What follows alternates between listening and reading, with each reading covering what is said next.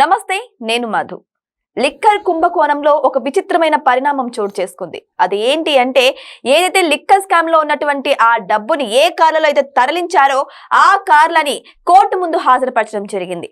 ఇంతకు ఎవరివి ఆ కార్లు, ఎన్ని కార్లు ఉన్నాయి? అయితే దీని గురించి మొత్తం ఈరోజు క్లియర్ గా తెలుసుకుందాం. ప్రస్తుతం మనతో పాటు ఉన్నారు సీనియర్ జర్నలిస్ట్ సిఎస్ రావు గారు. వారిని అడిగి మరిన్ని విషయాలను తెలుసుకుందాం. నమస్కారం సార్. సార్, ఈ లిక్కర్ స్కామ్ లో జరిగినటువంటి ఈ పరిణామం చూస్తుంటే నిజంగానే ఈ స్కామ్ చివరి అంశానికి వచ్చినట్టే తెలుస్తుంది. అయితే అందులో ఎక్కడైతే డబ్బులు తరలించారో, ఏ కార్లు అయితే డబ్బులు తరలించారో ఆ కార్లని కోర్టు ముందు హాజరుపరిచినట్టు తెలుస్తోంది. ఎవరివి సార్ ఆ కార్లు? సో కార్లు ఎవరివి ఏంటి అని అంటే, మొత్తం ఇన్వెస్టిగేషన్ లో పోలీసులు పొందుపరిచారు. అయితే 2 BMW కార్లు, ఒక హోండా కారు, మొత్తం 3 కార్లని కోర్టులో ప్రవేశపెట్టారు. జనరల్ గా లిక్కర్ స్కామ్ పాల్పడినటువంటి నిందితులను ప్రవేశపెడతారు. కానీ జడ్జి ఆదేశం మేరకు కార్లని తీసుకురమ్మంటే కోర్టు పోలీస్ స్టేషన్ లో ఉన్నటువంటి కార్లు, సీజ్ చేసినటువంటి కార్లని కోర్టు ఆవరణలోకి తీసుకొచ్చి కోర్టులో చూపించారు. వాటిని పరిశీలిస్తే BMW కార్లకి డిజైనే మార్చేశారు. లోపల ఎలా డబ్బు కట్టలు దాచుకునేది, ఎలా డబ్బు కట్టలు అరలు సపరేట్ గా షెల్ఫ్లు తయారు చేసి అరలర్లుగా తయారు చేసి లోపలంతా ఆ BMW కార్లకి డిజైన్ మార్చేసి డబ్బులు పెట్టుకునే దానికి అనుకూలంగా చేస్తుందంట ఆ కార్లు. అలాగే హోండా కారు, సిటీ ఏదో హోండా సిటీ కారు, దానికి కూడా లోపలంతా డిజైన్ మార్చేసి డబ్బులు పెట్టుకునేటువంటి అరలతోటి కూడిన బీరువాల మాదిరిగా అరలతోటి కూడుకున్న డిజైన్లు తయారు చేశారంట దాంట్లో. అంటే ఎంత ప్రీ ప్లాన్డ్గా ఈ డబ్బుల్ని తరలించాలి అనేటువంటి ఆలోచన చేసే కార్లను డిజైన్ చేస్తుంటారు. BMW కార్లని, 2 BMW కార్లు, ఒక హోండా సిటీ ఇప్పటి వరకు దొరికినాయి. ఇంకా ఎన్నుండే మనకు తెలియదు సీజ్ చేసినటువంటి కార్లు. ఇప్పుడు ఆ కార్లను చూడాలని చెప్పి జడ్జికి ఆలోచన రావడమే నిజంగా ఆసక్తికరం. తీరా చూసిన తర్వాత, దాంట్లో డిజైన్ చూసిన తర్వాత, ఇంటీరియర్స్ డిజైన్లు అన్ని చూసిన తర్వాత జనరల్ గా ఆశ్చర్యపోతారు కదా ఎవరైనా మామూలు చూస్తే. ఇప్పుడు రెగ్యులర్ గా చేసే వాళ్ళు అయితే ఇది మామూలే అనుకుంటారు. ఇప్పుడు మళ్ళాంటి వాళ్ళు ఏమనుకుంటారు, ఎంత ప్రీ ప్లాన్ గా వీళ్ళు చేశారు అని చెప్పేసి అనుకుంటారు కదా. సో ఈ కార్లు అక్కడ కోర్టులో ప్రదర్శించడం, ఇవన్నీ న్యూస్ చూసిన తర్వాత నాకేమనిపించింది అంటే, అప్పుడు అర్ధరాత్రి పూట వెళ్ళే కార్లు ఏనేమో అని చెప్పి అనిపించింది. ఎందుకంటే అప్పట్లో న్యూస్ వచ్చింది, జగన్మోహన్ రెడ్డి గారు తాడేపల్లి హౌస్ ఉంది కదా, ఆ హౌస్ లో ఒకటి ఇన్ గేటు, ఇంకోటి అవుట్ గేటు ఉంటుంది. ఈ ఒక కారు అర్ధరాత్రి పూట వస్తుందంట, ఎగ్జిట్ లోనే వెళ్తే ఎగ్జిట్ నుంచి బయటకు వెళ్ళిద్దంట. జనరల్ గా ఇన్ గేట్ నుంచి లోపలికి వెళ్ళాలి కదా, అవుట్ గేట్ నుంచి బయట రావాలి. కానీ ఈ కారు అర్ధరాత్రి పూట వెళ్ళేటువంటి కారు రెడ్ కార్ అంట. ఈ కారు ఎగ్జిట్ నుంచి లోపలికి వెళ్ళి ఎగ్జిట్ నుంచే బయటకు వచ్చిందంట ప్రతిరోజు రాత్రి 10-12 గంటలప్పుడు. ఎవరు సెక్యూరిటీ కూడా ఆపరంట. ఆ కారు రాగానే ఇమీడియట్ గా లోపలికి పంపిస్తారంట.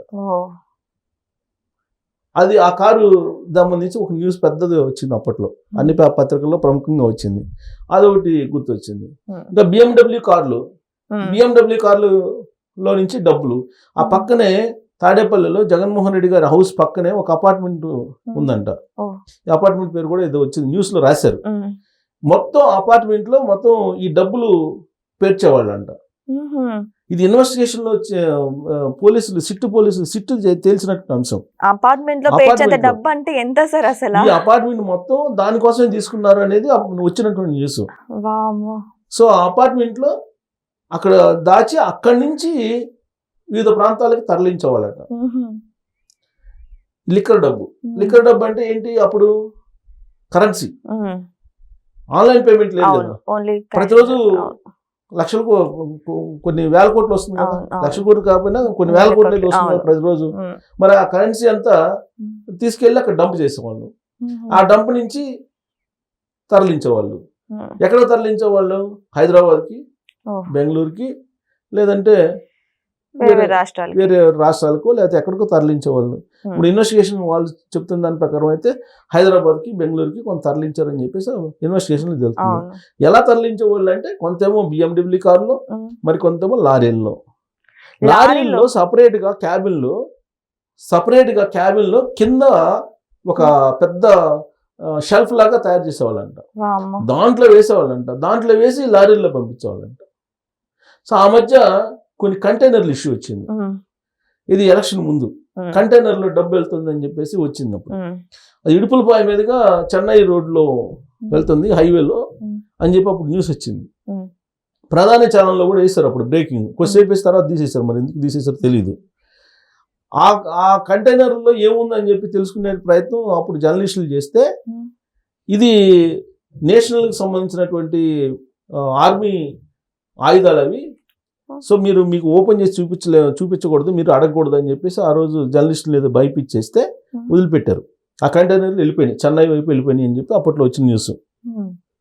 ఇది ఆర్మీకి సంబంధించినట్టు ఆయుధాలు ఉన్నాయి అని చెప్పి చెప్తే ఇంకా ఎవరేం చేస్తారు, ఎవరు చేసేది అన్నారు కదా. ఆర్మీ ఆయుధాలు ఆంధ్ర నుంచి ఎలా వెళ్తాయి సార్ ఆయన అసలు? వెళ్ళిపోయినాయి, ఆ మీడియాకి కూడా దొరకకుండా వెళ్ళిపోయినాయి. మీడియా వాళ్ళు కొద్దిసేపు ఏదో మాట్లాడారు, తర్వాత వెళ్ళిపోయినాయి. ఆ బ్రేకింగ్ ఇచ్చినటువంటి ఛానల్ కూడా బ్రేకింగ్ కూడా ఆపేసింది.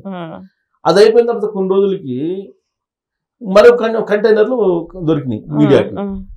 ఇది పోలీస్ బోర్డు పెట్టుకొని, లారీలు ముందు పోలీస్ బోర్డు పెట్టుకొని కంటైనర్లు వెళ్తున్నాయి.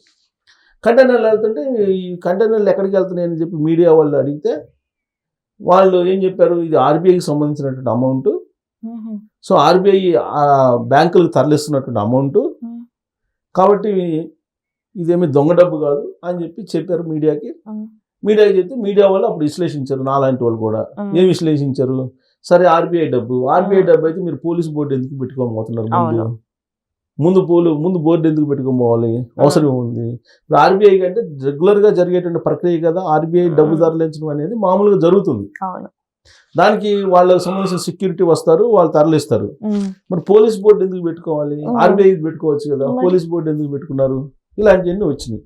సరే ఈ లోపు కరెన్సీ ఆర్బీఐ అని చెప్పేసి అవి వెళ్ళిపోయాయి. ఈ ఎలక్షన్ ముందు జరిగినటువంటివి. మరి ఇప్పుడు ఈ కార్ల వ్యవహారం బయటకు వచ్చింది. మరి ఈ కార్లు ఎక్కడెక్కడ జరిగినాయి, ఈ కార్లకు సంబంధించినటువంటి డబ్బు ఎక్కడెక్కడికి వెళ్ళింది, ఇవన్నీ ఇన్వెస్టిగేషన్లో తేలాలి. ఇప్పటి వరకు దాదాపు 3,500 కోట్లు ఏమో కుంభకోణం జరిగిందని చెప్పేసి తేలింది. ఇంకా ఫర్దర్గా ఇన్వెస్టిగేషన్ చేయాలి.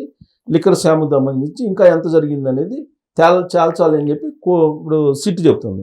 ఇప్పటికే సిట్ దాదాపు 2 షార్ట్ షీట్లు కూడా వేసింది, కొన్ని 100 మందిని విచారించింది, 10ల సంఖ్యలో ఉన్నటువంటి వాళ్ళని నిందితుల్ని అరెస్ట్ చేసింది. కొంతమంది బెయిల్ మీద వచ్చారు, ఇంకొంతమంది ఇంకా జైల్లో ఉన్నారు. చెవిరెడ్డి భాస్కర్ రెడ్డి గారు జైల్లో ఉన్నారు, తర్వాత రాజ్ కసిరెడ్డి ఆయన జైల్లో ఉన్నారు. బయటకు వచ్చినటువంటి వాళ్ళు ఎవరు, ధనంజయ రెడ్డి బయటకు వచ్చాడు, బాలాజీ గోవిందప్ప బయటకు వచ్చాడు, కృష్ణమోహన్ రెడ్డి బయటకు వచ్చాడు, వీళ్ళతో పాటు ఇంకో 2-3 బయటకు వచ్చారు, ఇంకా కొంతమంది లోపల ఉన్నారు. ఇప్పుడు లిక్కర్ స్కామ్కి సంబంధించినటువంటి మొత్తం కుంభకోణం ఇంకా బయట రాలేదు, ఇన్వెస్టిగేషన్ జరుగుతోంది. మరి ఇన్వెస్టిగేషన్ అసలు ఈ డబ్బులు మొత్తం అసలు ఎవరి సమక్షంలో ఈ పాలసీని మార్చారు, ఈ కమిషన్లు ఎవరి దగ్గరికి వెళ్ళి అనే దాని మీద విజయసాయి రెడ్డి గారు మొన్న హాజరయ్యారు. ఆయనేమో జగన్మోహన్ రెడ్డి గారి ప్రమేయం లేదు అని చెప్పి ఆయన చెబుతున్నారు. జగన్మోహన్ రెడ్డి గారికి తెలిసి ఉండకపోవచ్చు, తెలియకుండానే ఇదంతా జరిగి ఉండొచ్చు అని చెప్పి ఆయన చెప్తున్నారు. మిథున్ రెడ్డి గారు ఏం చెప్తున్నారు, 5 కోట్ల రూపాయలు నా అకౌంట్లో పడి నేను తిరిగి ఇచ్చేసాను ఆయన చెప్తున్నాడు. సరే ఆయనకి ఏదో 2-3 ప్రశ్నలు వేస్తే ఆయన సమాధానం చెప్పలేదు. మీరు మీటింగ్ ఎందుకు హాజరయ్యారంటే మా పార్టీ కాబట్టి మేము హాజరయ్యామని చెప్పి ఏదో ఒక దానికి సమాధానం చెప్పి మిగతా దానికి సమాధానం చెప్పకుండా దాటి వేసుకుంటూ వెళ్ళిపోయారు. సో ఇప్పుడు మీ లిక్కర్ స్కామ్కి సంబంధించి లేదా ఈ కార్లు, ఈ వ్యవహారం, ఈ సెటప్ ఇవంతా ఎలా డిజైన్ చేశారు, ఎవరు ఆధ్వర్యంలో జరిగింది, ఇదంతా బయట రావాలి. బయటకు వస్తుందా అంటే బయటకు వచ్చే పరిస్థితి లేదు. ఎందుకు లేదంటే రాజకీయపరమైన ప్రమేయం ఉంది కాబట్టి ఈ కేసులు తేలవు అని చెప్పి రాధాకృష్ణ గారు ఇవాళ రాసినటువంటి వీకెండ్లో ఆ పాయింట్ కూడా మెన్షన్ చేశారు ఒక చోట. సో ఇన్ని సంవత్సరాల పాటు కేసులు తేలలేదంటే దాని వెనక రాజకీయం ఉంది అని చెప్పి అందరికీ అర్థమవుతుంది. ఒకవేళ రాజకీయ ప్రమేయం లేకపోతే కనుక ఎప్పుడో ఈ కేసులు తేలిపోయింది. ఇన్ని ఆధారాలు ఉన్నాయి కదా, మనీ లాండరింగ్ జరిగింది ఆధారాలు ఉన్నాయి, హవాలా బిజినెస్ జరిగింది ఆధారాలు ఉన్నాయి, లిక్కర్ లో పాలసీ మార్చి అవినీతికి పాల్పడ్డారు ఆధారాలు ఉన్నాయి, డిస్టిలరీస్ నుంచి డబ్బు అకౌంట్ లో పడింది ఆధారాలు ఉన్నాయి. మరి ఇన్ని ఆధారాలు ఉన్నప్పుడు ఎందుకు మేము అరెస్ట్ చేసి శిక్షించరు లేదా రికవరీ చేయరు అంటే రాజకీయ ప్రమేయం ఉంది. ఇది కొంతమంది ఢిల్లీ మహానుభావులు తెలుగు రాష్ట్రాలకు చేస్తున్నటువంటి అత్యంత అధర్మమైనటువంటి పనిగా చెప్పుకోవడం తప్పితే దీనివల్ల ఒరిగేది లేదు. శాటిలైట్లు అరిగిపోతున్నాయి, యూట్యూబ్ పగిలిపోతుంది తప్పితే పరిష్కారం అయితే లభించలేదు. సో ఏదేమైనా సరే లిక్కర్ స్కామ్ మాత్రం ఈ రోజు కొలిక్కొస్తుంది, రేపు కొలిక్కొస్తుంది అని చెప్పేసి అందరూ వెయిట్ చేసి చూస్తున్నారు తప్ప అది మాత్రం చివరికి రావడం లేదు. సో ఇక్కడ కార్లను కూడా కోర్టులో ప్రవేశపెట్టడం అయితే జరిగింది. మరి దీని ద్వారా అయినా కొంచెమన్నా ముందుకు కదులుతుందా ఈ లిక్కర్ స్కామ్ అనేది, ఎవరైతే నిందితులు ఉన్నారో వారికి శిక్ష పడుతుందా లేదా అనేది మనంతా వెయిట్ చేసి చూడాల్సిందే. Thank you so much. Thank you.